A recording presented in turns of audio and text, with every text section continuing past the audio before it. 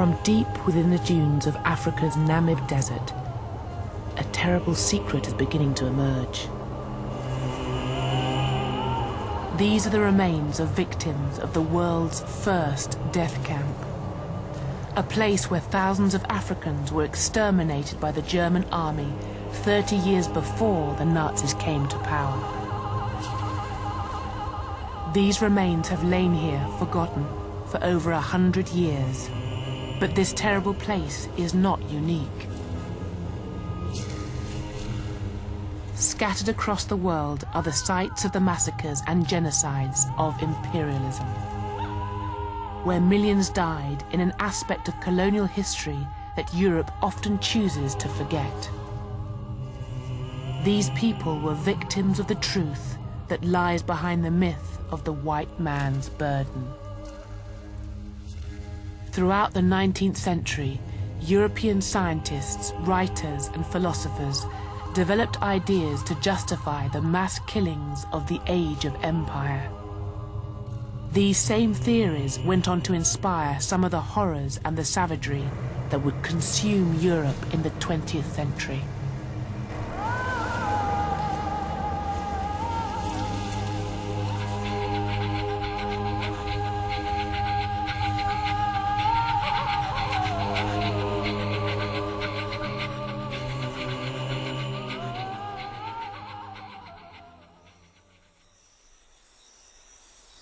The 19th century was to end with the worst crimes of empire, but it began with a great moment of optimism. In the 1830s, in the great plantations of the Caribbean, Britain prepared to become the first nation to end slavery. 750,000 slaves across the Caribbean were about to be freed, and as Britain basked in her sense of national benevolence, it was presumed that the grateful slaves would transform themselves into a hard-working and Christian peasantry.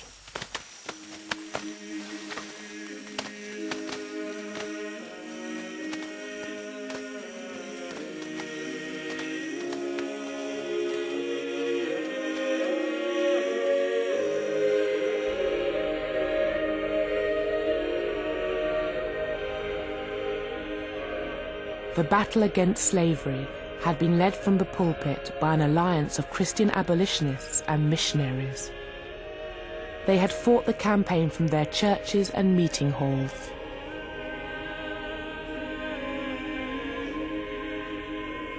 In the 1830s, it was their views that dominated the national debate on race.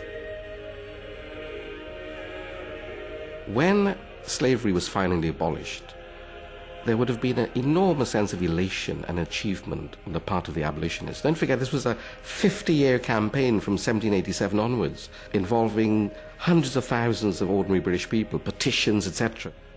So that when slavery was abolished, the abolitionists had won a sort of sense of triumph. I think they also felt that that question, am I not a man and a brother, was answered. The abolitionist response to that great question was that although men and brothers, black people were lesser men and lesser brothers. I think in that moment, the dominant perspective is of a hierarchical racial order, but one in which it's a question of culture and civilization. They certainly do not think that black people are equal to them at this time. They think maybe at some time in the future they will be equal. The mission to raise up the black and brown peoples of the world to the supposedly superior level of white Englishmen was not to be confined to the former slaves. This was to be the great task that would justify the expansion of the British Empire. The abolitionists satisfied one aspect of their tutelage and governance of black people, in that they fought and won for the freedom of black people. The next step was to send your stormtroopers, your missionaries, into Africa and the Caribbean to finish off the job, as it were. You know, these are heathens who have to be brought into the fold of Christianity. That notion of giving civilized values and modes of behavior to other peoples, that's the ideology that underpinned the empire. In the empire that the missionaries and abolitionists set out to create, indigenous peoples would see their cultures destroyed and their religions eradicated.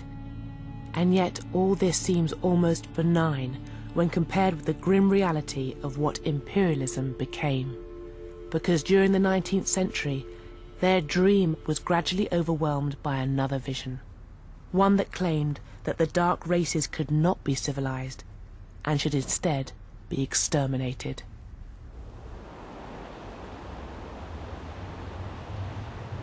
The event that began the slow collapse of the missionaries' vision took place in a then little-known outpost of Britain's vast and expanding empire.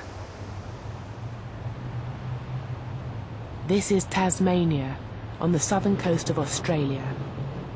What the British did on this small island was to resonate down through the Victorian age.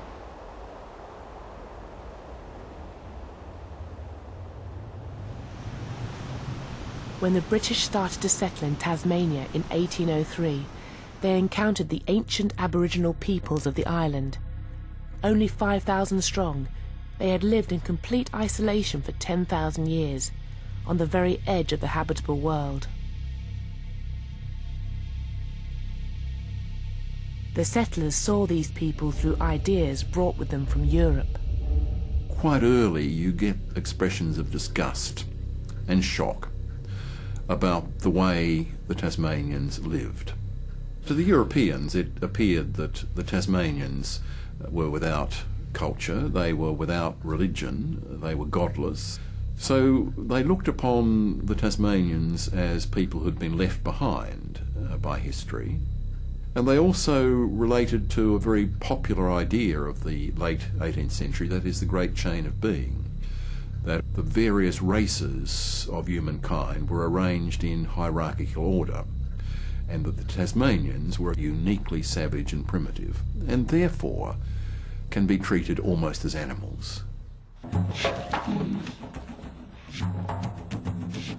The British set about building a new capital and settling the surrounding countryside, land that for millennia had been the prime hunting grounds of the Aboriginals.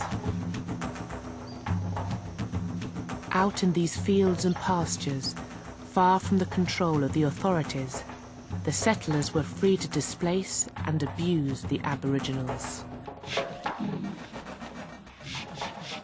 From the 1820s, a huge amount of Aboriginal land has been taken up, and there is this enormous struggle between Aboriginal people and whites. Of course, it's very hard to document a lot of the settler violence because they know that it is against the law to kill Aboriginal people. They are being told that Aboriginal people are British subjects, but they certainly reveal in their diaries and journals the desire to kill Aboriginal people. What became known as the Black War was a hidden conflict. The landscape itself was the only witness. The British settlers killed any Aboriginals they encountered. Whole groups were massacred. Kidnapping and rape became commonplace. The Aboriginals regularly attacked the settlers as they fought desperately to defend their land. And as the death toll rose, fear fused with hatred. In such circumstances, it was very easy, on both sides no doubt, to regard the other side as being totally subhuman.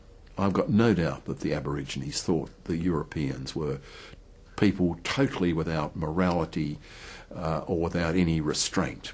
Equally, the Europeans slipped very quickly into a view that these people were animals and savages. So that conflict in such a racially divided society so easily tips over into an extreme feeling of hatred.